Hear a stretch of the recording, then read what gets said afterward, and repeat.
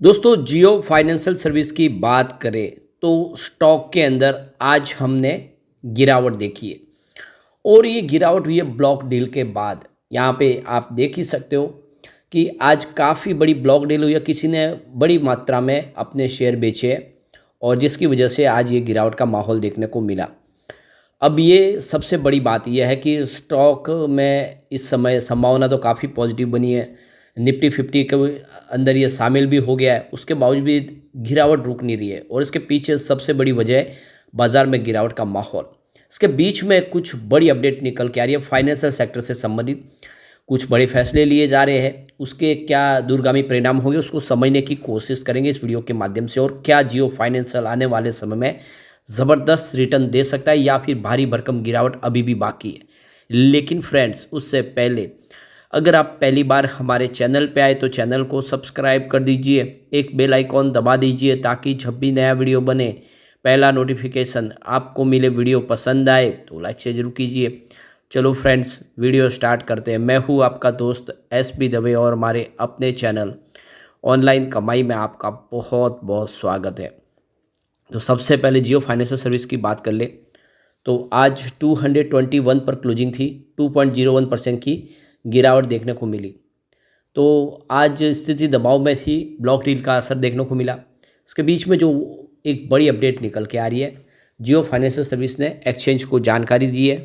Company की institutional investor meeting हुई है और ये कल कंप्लीट हुई थी 26 फरवरी 2025 को। IFL's 16th enterprises India global investor conference थी और देख सकते हो कि इन पर्सन मोड में थी और ये लोकेशन इसकी मुंबई थी। तो यह एक इन्वेस्टर मीटिंग थी। इसके अलावा जो बड़ी अपडेट निकल के आ रही है, आज एक बड़ी ब्लॉक डील हुई है और ये काफ़ी बड़ी मात्रा में ब्लॉक डील हुई है। करीब 10.8 लाख शेयरों की ये बड़ी ब्लॉक डील हुई है और आप देख सकते हो कि इस ब्लॉक डील की वजह से शेयर की प्राइस नीचे आई। किसी ने लाखों शेयर एक साथ में बेचे अपने।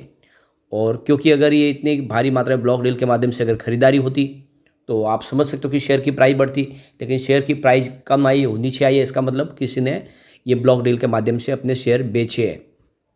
स्टॉक पिछले 6 महीनों से दबाव में बना हुआ है क्योंकि बाजार में गिरावट का भी असर यहाँ पे देखने को मिल रहा है। करीब 31.01% की गिरावट हो चुकी है पिछले 6 महीनों में। लास्ट 1 मंथ में भी देखें तो 8.77% की गिरावट हो चुकी है। स्टॉक लगातार दबाव में बना हुआ है और आने वाले समय में भी जब तक बाजार में कोई अच्छी पॉजिटिव खबर नहीं आ जाती, गिरावट की स्थिति बनी रह सकती है क्योंकि FI लगातार बिकवाली कर रहे हैं। इसके बीच में एक बड़ी अपडेट निकल के आ रही है। बैंकिंग सेक्टर के लिए RBI का एक बड़ा फैसला लिया गया है। फाइनेंशियल सेक्टर को भी इससे नई ऊर्जा मिल सकती है। तो यहाँ पे देख सकते हो कि रिजर्व बैंक ऑफ इंडिया ने बैंकिंग सेक्टर के लिए बड़ा फैसला लिया है, जिससे बैंकों को और नॉन बैंकिंग फाइनेंशियल कंपनी यानी NBFCs को बड़ी राहत मिलेगी। अब बैंकों द्वारा NBFC को दिए जाने वाले लोन पर जोखिम भार यानी वेटेज घटाकर 100% कर दिया गया है, जो पहले 125% था। इससे बैंकों की लिक्विडिटी बढ़ेगी और NBFC को भी फंडिंग में आसानी होगी। तो जैसे कि आपको जियो फाइनेंशियल का भी पता है, ये भी एक फाइनेंशियल संस्था है। इस फैसले के बाद इंडसइंड बैंक और बंधन बैंक के शेयरों में आज तेजी देखने को मिली। बैंकिंग शेयरों के जानकारों का मानना है कि इससे लोन ग्रोथ बढ़ेगी और पूरे फाइनेंशियल सेक्टर को नई ऊर्जा मिलेगी। तो ये देख सकते हो कि भारतीय रिजर्व बैंक ने एक के नए गवर्नर संजय मल्होत्रा के आने के बाद बैंकिंग सेक्टर में कई बड़े बदलाव हो रहे हैं। 25 फरवरी 2025 को RBI ने बैंकों द्वारा नॉन बैंकिंग फाइनेंशियल कंपनियों को दिए जाने वाले लोन वेटेज का जोखिम भार कम करने का फैसला किया। पहले 125% था, जिसको घटा के 100% कर दिया गया। पहले के गवर्नर शक्तिकांत दास ने नवंबर 2023 में इसे 125% किया था। अब इस फैसले से बैंकों और NBFC दोनों को फ़ायदा होगा, लेकिन सबसे ज़्यादा लाभ NBFC को मिलेगा। इस घोषणा के बाद जो शेयरों में तेज़ी का वातावरण बनने शुरू हुआ। तो इस फैसले को लेकर ग्लोबल एनालिस्ट मैक्वेरी ने कहा है कि नवंबर 2023 से अब तक अनसिक्योर्ड लोन ग्रोथ 25% से घटकर 10% रह गया है, लेकिन अब इसमें सुधार देखने को मिलेगा। और इसका जो सबसे ज़्यादा जो उसका फ़ायदा है, अधिक लाभ होगा, वो इंडसइंड बैंक और बंधन बैंक को होगा क्योंकि उनका माइक्रो फाइनेंस सेक्टर में बड़ा एक्सपोजर है। CLSA की रिपोर्ट के अनुसार यह फैसला पूरे बैंकिंग सेक्टर के लिए सकारात्मक है और ख़ास करके बंधन बैंक को अधिक फ़ायदा होगा। मॉर्गन स्टैनली के अनुसार इससे बैंकों का CET1 रेशियो 10 बेसिस पॉइंट तक बढ़ेगा, जिससे उनकी पूंजी स्थिति मजबूत होगी। रिपोर्ट के अनुसार बैंकों का एनबीएफसी और म्यूचुअल माइक्रो फाइनेंस एक्सपोजर काफ़ी महत्वपूर्ण है, जिससे एसबीआई, इंडसइंड बैंक, बंधन बैंक, एक्सिस बैंक और कोटक बैंक का बड़ा हिस्सा है इसमें शामिल है।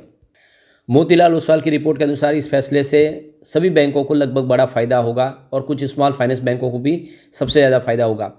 इससे बैंकों की लिक्विडिटी और पूंजी की स्थिति मजबूत होगी, जिससे उनके रिटर्न ऑन इक्विटी आरओई में सुधार होगा। प्रभुदास लीलाधर की रिपोर्ट के अनुसार एनबीएफसी का क्रेडिट ग्रोथ सितंबर 2023 में 30.5% था, जो दिसंबर 2024 में घटकर 9.3% पर आ गया था। लेकिन इस फैसले में अब जो लिया गया, इससे बढ़ोतरी होगी। सरकारी बैंकों के पास एनबीएफसी का अधिक एक्सपोजर होने के कारण उन्हें भी लाभ मिलेगा। Bank of Baroda, Canara bank, SBI और बैंक ऑफ इंडिया को सबसे अधिक फायदा होगा, जबकि प्राइवेट सेक्टर में IndusInd bank, Karnataka bank, federal bank को भी इसका लाभ मिलेगा। इस फैसले से बैंकिंग सेक्टर में एक नई ऊर्जा आएगी और एनबीएफसी को भी काफ़ी ज़्यादा सहूलियत मिलेगी। तो ये बहुत ही शानदार फैसला है। बैंकिंग सेक्टर इस समय जो प्रॉब्लम से गुजर रहा है, उसमें उसको एक बड़ी राहत मिलेगी। एक और जो बड़ी अपडेट निकल के आ रही है, अगले 6 से 8 महीने बाजार में और वॉलेटिलिटी रह सकती है, लेकिन बैंक और फाइनेंशियल सेक्टर को आने वाले समय में कुछ फ़ायदा हो सकता है, ये बेहतर लग रहे, ये मार्केट एक्सपर्ट का कहना है। तो बाजार में करेक्शन का दौर लंबा खींचता जा रहा है, खासकर मिड कैप, स्मॉल कैप में गिरावट ज़्यादा है। ऐसे में निवेशकों को क्या करना चाहिए, इस बात पर मार्केट एक्सपर्ट सुदीप बंदोपाध्याय ने कहा है कि यूएस में रिस्क की फ्री रिटर्न 4% से ज़्यादा है। फिलहाल एफआई के लिए अमेरिका आकर्षक हो चला है।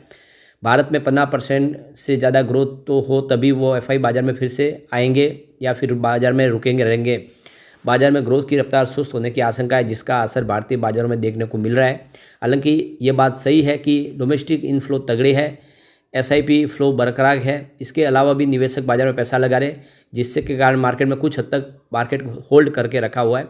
लेकिन अब बाज़ार में बिकवाली बढ़ी है, क्योंकि कॉर्पोरेट रिजल्ट अच्छे नहीं आए, इसलिए वैल्यूएशन को लेकर चिंताएँ बढ़ी है।